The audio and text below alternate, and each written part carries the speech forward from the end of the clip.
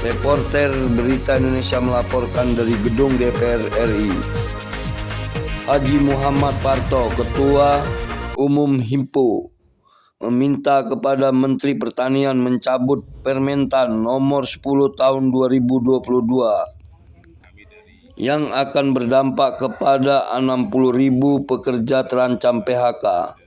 Jalan dengan terbitnya Permentan nomor 10 2022 itu kemarin, di mana kebijakan 3 jenis pupuk subsidi kan dicabut, baik SP36, ZA dan organik.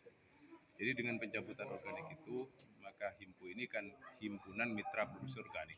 Otomatis itu suatu masalah bagi kita. Jadi sudah banyak pabrik anggota kami yang banyak anggotanya sebanyak 143 itu kan tutup pabriknya. Dari 143 itu kami hitung tenaga kerja yang bekerja pada tempat kami, baik di bagian produksi, administrasi ataupun yang kerja di luar, mulai pengumpulan bahan baku itu jumlahnya kurang lebih sekitar 60.000 orang. Banyak juga, Pak. Jadi suatu rekrutmen tenaga kerja yang besar sebenarnya. Jadi kalau pabrik Indonesia itu dikumpulkan jadi satu, mungkin kita menjadi salah satu pabrik terbesar di ASEAN dengan rekrutmen tenaga kerja sebanyak 60.000 orang. Nah, kalau itu diberhentikan atau pabrik kita ditutup, otomatis kan mereka akan kehilangan pekerjaan. Di sisi itu masalah ekonomi dan masalah tenaga kerja. Yang kedua, masalah dampak lingkungan.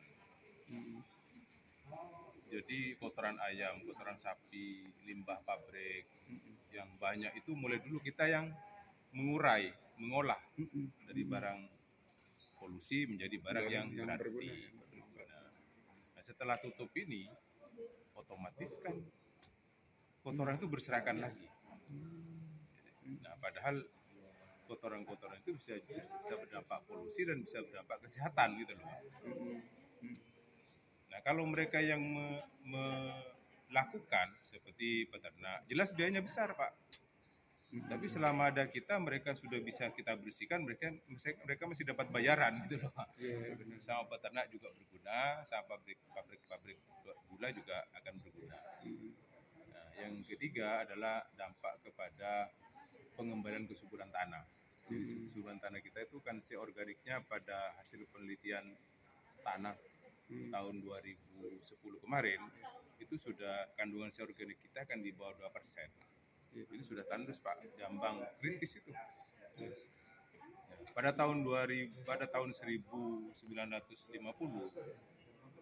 kandungan organik bumi kita itu plus minus 10%, sehingga ditanam apa saja langsung subur. Pupuk kimia sedikit sudah subur. Nah, sekarang tanah kita sudah dalam keadaan menderita.